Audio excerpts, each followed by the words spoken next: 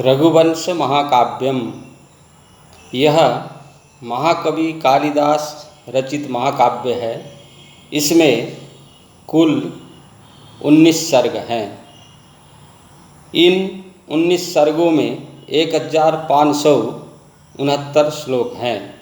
प्रथम सर्ग में 95 श्लोक हैं, द्वितीय में 75, तृतीय में 70, चतुर्थ में 88, पंचम सर्ग में 76, छठवें सर्ग में 86, सप्तम सर्ग में 71, अष्टम सर्ग में 95, नवम सर्ग में 82, दशम सर्ग में 86, एकादश में 93, द्वादश सर्ग में 104, त्रयोदश सर्ग में 79, चतुर्दश सर्ग में 87, पंचदश सर्ग में 103, षोडश सर्ग में 88, सप्तदश सर्ग में 81, अष्टादश सर्ग में 53 और 19वें सर्ग में 57 श्लोक हैं। कुल 1569 श्लोक हैं। प्रथम सर्ग में जो 95 श्लोक हैं, द्वितीय सर्ग में 75 श्लोक हैं, तृतीय सर्ग में 70 श्लोक हैं, चतुर्थ सर्ग में 88 श्लोक हैं, पंचम सर्ग में 76 श्लोक हैं। प्रथमा एवं पूर्व मध्यमा कक्षा में इस महाकाव्य के प्रथम सर्ग, द्वितीय सर्ग एवं पंचम सर्ग उत्तर प्रदेश माध्यमिक संस्कृत शिक्षा परिषद द्वारा पाठ्यक्रम के रूप में निर्धारित हैं। प्रथमा कक्षा में जो प्रथम सर्ग है वो कंठस्थीकरण के लिए निर्धारित है। पूर्व मध्यमा प्रथम वर्ष में द्वितीय सर्ग के 20वें श्लोक तक निर्धारित है और जो साहित्य विषय लेकर के अध्ययन करने वाले पूर्व मध्यमा प्रथम वर्ष के छात्र हैं उनके लिए पंचम सर्ग निर्धारित है। ये पूर्व मध्यमा प्रथम वर्ष में द्वितीय सर्ग के प्रथम श्लोक से 20वें श्लोक तक जो निर्धारित है वो अनिवार्य संस्कृत है, सभी विषयों के लिए है। इस महाकाव्य में रघुकुल के इतिहास का वर्णन किया गया है। महाराजा रघु के प्रताप से उनके कुल का नाम रघुकुल पड़ा। रघुकुल में ही राम का जन्म हुआ। रघुवंश के अनुसार द्वितीय रघुकुल के दिलीप रघुकुल के प्रथम राजा थे, जिनके पुत्र रघु, रघु के पुत्र अज, अज के पुत्र दशरथ, दशरथ के पुत्र राम, राम के पुत्र लव और कुश। इनके चरित्रों का वर्णन है। दिलीप से प्रारंभ होकर के अग्निवर्ण तक इसका वर्णन है, वहीं 19वां सर्ग समाप्त हो जाता है। प्रथम सर्ग में महाकवि कालिदास ने पार्वती और परमेश्वर शंकर की वंदना करके मंगलाचरण करने के पश्चात विनम्रतावश रघुवंशीय चरित्र चित्रण में अपनी असमर्थता प्रकट करते हैं। फिर वाल्मीकि आदि पूर्व कवियों का संबल लेकर लिखने का साहस जुटाते हैं। रघुवंश के मूल उद्गम की चर्चा करते हुए प्रथम सर्ग में ही करते हैं। कवि कहते हैं, भगवान सूर्य के पुत्र वैवस्वत मनु थे। उनकी वंश परंपरा में महाराज दिलीप हुए, जो अत्यंत धर्मात्मा, प्रजावत्सल एवं प्रतापी राजा थे। उनकी पत्नी का नाम सुदक्षिणा। सुदक्षिणा भी आदर्श पतिव्रता थी। यागादि अनुष्ठान करने पर भी राजा को बहुत समय तक संतान प्राप्ति नहीं हुआ था। संतान प्राप्ति न होने से दुखित थे और पितृऋण से मुक्त होने के लिए पुत्र का मुख देखना सुलभ नहीं हुआ। तो महाराज दिलीप राज्य कार्य मंत्रियों पर छोड़ करके पत्नी सहित गुरु वशिष्ठ के पास उनके आश्रम पर पहुंच गए। राजा दिलीप, वशिष्ठ जी ने ध्यान लगाकर राजा को संतान न होने का कारण बताया। क्या कारण बताया? उनके द्वारा कामधेनुओं की अवज्ञा, ये कारण बताया। और प्रायश्चित्त करने के लिए कहा। राजा और रानी ने प्रसन्न मन से वशिष्ठ जी द्वारा बताए उपाय को सिरोधार्य किया, स्वीकार किया, तदनुसार करने लगे। द्वितीय सर्ग राजा दिलीप की गोभक्ति परायणता प्रस्तुत करता है। ये रघुवंश महाकाव्य का द्वितीय सर्ग जो है, राजा पत्नी सुदक्षिणा सहित एकाग्र चित्त से नंदिनी की सेवा में संलग्न हो जाते हैं। गाय की सेवा करते हुए 21 दिन बीत गए। 22वें दिन राजा की परीक्षा के लिए नंदिनी एक पर्वत कंदरा में घुस गई और वहाँ एक सिंह ने उस पर आक्रमण कर दिया। नंदिनी के चीख को सुनकर राजा ने बाण चलाना चाहा, परंतु उनका हाथ रुक गया और वह जड़ बन गए। सिंह ने मनुष्य की वाणी में राजा से कहा, मैं मूलतः शिवजी का गण हूँ और यहाँ उनकी आज्ञा से देवदारू वृक्षों की रक्षा के लिए नियुक्त हूँ। यह गाय मेरा भक्ष है, तुम मेरा सामना नहीं कर सकते, अतः इसे छोड़कर अपने घर की ओर चल दो, तुम नहीं कर सकते। राजा ने गुरु की इस धरोहर के बदले अपने शरीर के मांस को खाने की पेशकश की तो सिंह ने उसके प्रस्ताव को मूर्खतापूर्ण बताकर उसे जीवन के सुखों को न त्यागने को बहुत समझाया, परंतु राजा के निश्चय को अड़िग देखकर नंदिनी प्रसन्न हो जाती है और उसने राजा को सफल मनोरथ होने का वरदान दिया। इस प्रकार द्वितीय सर्ग में सफल मनोरथ बने महाराज दिलीप वशिष्ठ जी से अनुमति लेकर पत्नी के साथ घर की ओर चल दिए। द्वितीय सर्ग का प्रथम श्लोक है, अथ प्रजानामधिपः प्रभाते जाया प्रतिग्राहित गंधमाल्यां वनाय पीत प्रतिबद्धवत्सां यशोधनो धेनुमृषेर्मुमोच। इसमें अथ शब्द आया है।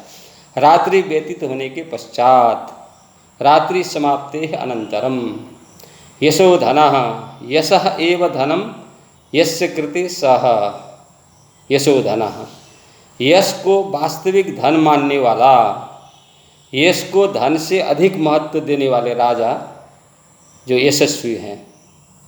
प्रजानाम अधिपः प्रजापति ही प्रभाते प्रातः काले जाया प्रतिग्राहित गंधमाल्याम, जाया प्रतिग्राहित गंधमाल्या याम ताम, अपनी पत्नी सुदक्षिणा द्वारा समर्पित गंधमाल्य को स्वीकार करने वाली नंदिनी को, पीत प्रतिबद्ध वत्साम पीतम दुग्धम, अतः संतुष्ट भावेन च प्रतिबद्धः वत्सः यस्याः ताम पीत प्रतिबद्ध वत्साम, दूध पीकर के संतुष्ट भाव से बंधे बछड़े वाली नंदिनी को, ऋषेः धेनुम, महर्षि वशिष्ठ की गाय को बनाया, वन में चराने को ले जाने के लिए, मुमोच, बंधन से मुक्त किया।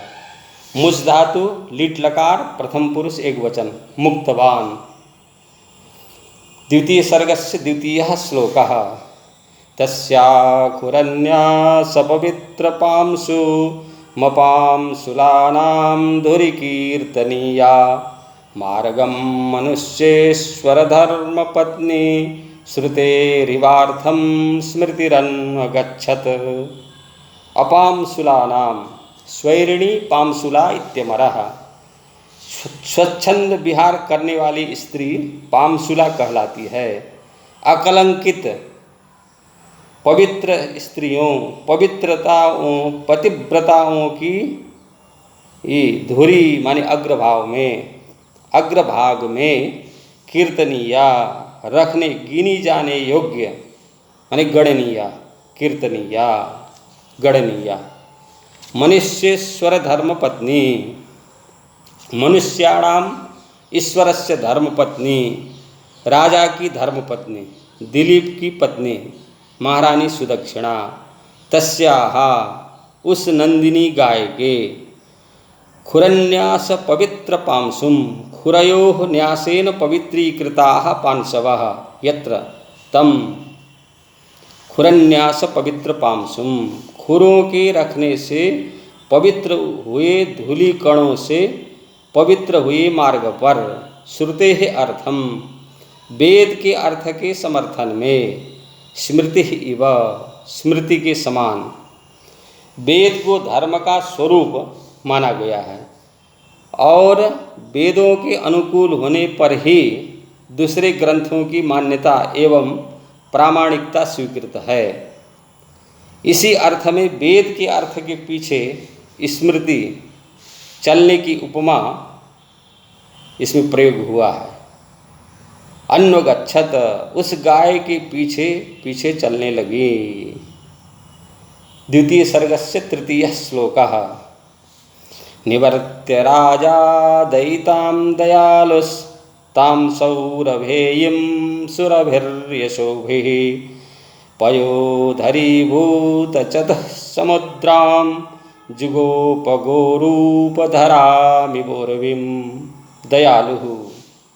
दयालु यशोभिः कीर्तिभिः सुरभिः सुशोभित राजा दिलीपः ताम धेनुम अनुगच्छन्तीं सुदक्षिणां दयितां प्रिया पत्नी को निवर्त्य माने लौटाकर परावर्त्य पयोधरीभूत चतुस्समुद्रां पयोधरीभूत चतुस्सागरां सौरभेयीं सुरभि कामधेनु की पुत्री नंदिनी को गोरूपधरां गोरूपम धरति इति ताम गोरूपधरां उर्वीम इव पृथ्वी की तरह जुगोप रक्षा किया। गुप धातु लिट लकार प्रथम पुरुष एक वचन, इसका अर्थ है रक्षा किया।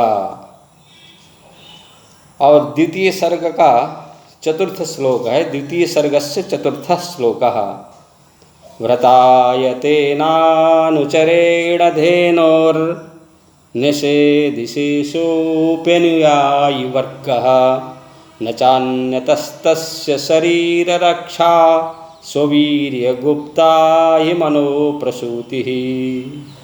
व्रताय व्रत पालन के लिए, गोसेवा व्रताय धेनोः नंदिन्याः धेनु के, अनुचरेण सेवकेन सेवक बन गए हैं, तेना महाराजा दिलीपेन महाराजा दिलीप ने अपनी पत्नी को लौटाने के साथ शेषः अनुयायी वर्गः अपि अनुपश्चात याति इति अनुयायी तेषां वर्गः अनुयायी वर्गः शेषः माने सुदक्षिणा पत्नी को लौटाने के साथ अन्य सेवक वर्ग को भी निषिद्धः अपने सेवकों को भी अपने पीछे आने से रोक दिया ही यतः क्योंकि तस्य महाराज दिलीप को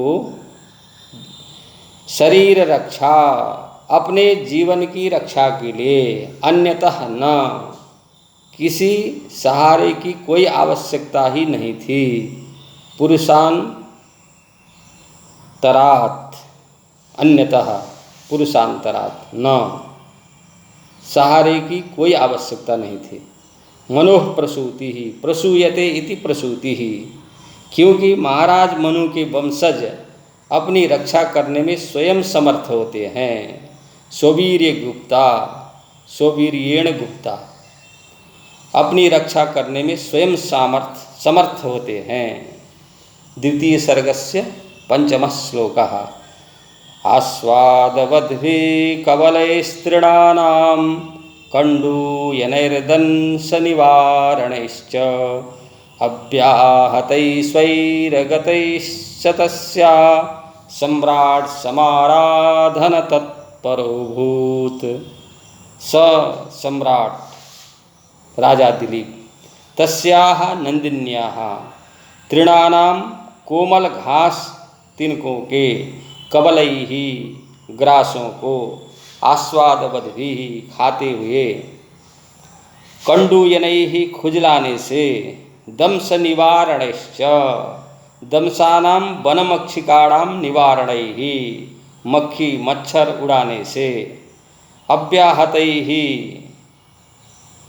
बिना रोक टोक, जैसे वो गौ को इधर हाँकना है उधर हाँकना है ऐसा नहीं, गौ जिधर जाती है उधर जा रहे हैं, वही बिना रोक टोक।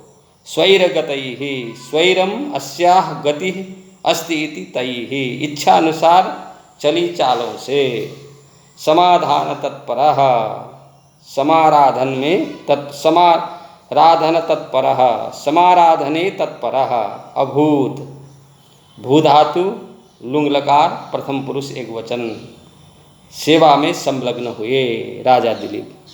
ये द्वितीय सर्ग का षष्ठ श्लोक द्वितीय सर्गस्य। स्थितः स्थितामुच्चलितः प्रयातां निषेधुसीमासनबन्धधीरः। पंचम श्लोकानन्तरं षष्ठ श्लोकः। पंचम श्लोकः प्रसूतिः। पंचम श्लोक। आस्वादवद्भि कवलैस्तृणानां कण्डूयनैर्दंशनिवारणैश्च अव्याहतैस्वैरगतैः शतस्या सम्राट् समाराधन तत्परोऽभूत्। अयं पंचम श्लोकः। षष्ठः स्थितामुच्चरितः प्रयातां निषेधुसीमासनबन्धधीरः जलाभिलाषी जलमाददानां छायैव तां भूपतिरन्वगच्छत्। भूपति महाराजा दिलीप तां छायैव छाया की तरह, अन्वगच्छत अनुपसर्ग गम धातु लंग लकार प्रथम पुरुष एक वचन।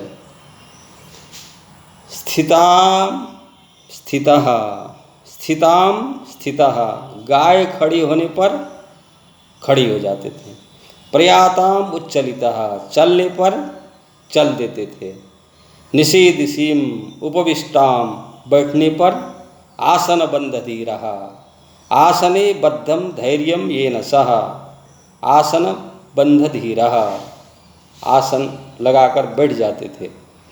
जलमाददानाम जल पीती थी जब गौ नंदिनी तो जलाभिलाषी जलम पातुम इच्छन, राजा भी जल पीने की इच्छा करते थे। इस प्रकार राजा दिलीप नंदिनी की छाया के समान उसके पीछे पीछे चल रहे थे, अर्थात उसकी गतिविधि के अनुसार, नंदिनी गाय की गतिविधि के अनुसार अपने को ढाल रहे थे राजा दिलीप। द्वितीय सर्गस्य सप्तमः श्लोकः। सन्न्यस्तचिह्नामपि राजलक्ष्मीं तेजो विशेषानुमितां दधानः आसीदनाविष्कृतदानराजी हरन्तर्मदावस्थ इव द्विपेन्द्रः। ये सप्तम श्लोक है। न्यस्त चिह्नाम अपि, जो राजा दिलीप हैं, न्यस्त चिह्नाम अपि छत्र चामर आदि राज चिन्हों को छोड़ देने पर भी तेजो विशेषानुमिताम राजा के मुखमंडल पर विशेष तेज था। राजलक्ष्मी को दधानः धारण करते हुए, धा धातु सानज प्रत्यय प्रथम पुरुष एक वचन, सह दिलीपः अनाविष्कृत दानराजी न आविष्कृता कृतः दानराजी येन सह अप्रकटित मदरेखा अंतर्मदावस्थः अंतः अवस्थितः मदः यस्य सह मदावस्था भीतर ही अवस्थित है। दीपेन्द्रः इव द्वीपानाम इंद्रः द्वाभ्यां पिबति इति द्वीपः आसीत सूंड से तथा मुख से पीने वाला हाथी है। जिस प्रकार श्रेष्ठ गजराज के भीतर ही भीतर, जिस प्रकार श्रेष्ठ गजराज के भीतर भीतर ही मदरेखा छिपी रहती है, बाहर प्रकट नहीं होती, उसी प्रकार महाराज दिलीप ने बाहरी चिन्ह क्या है, छत्र, चंवर और दंड आदि को तो छोड़ दिया था, फिर भी वह अपने चेहरे पर झलकते तेज विशेष से महाराज होने के अनुमान को सत्य सिद्ध कर रहे थे। अर्थात राज चिन्हों की धारण न करने पर भी वह अपने मुखमंडल का तेजस्विता से राजा प्रतीत होते थे।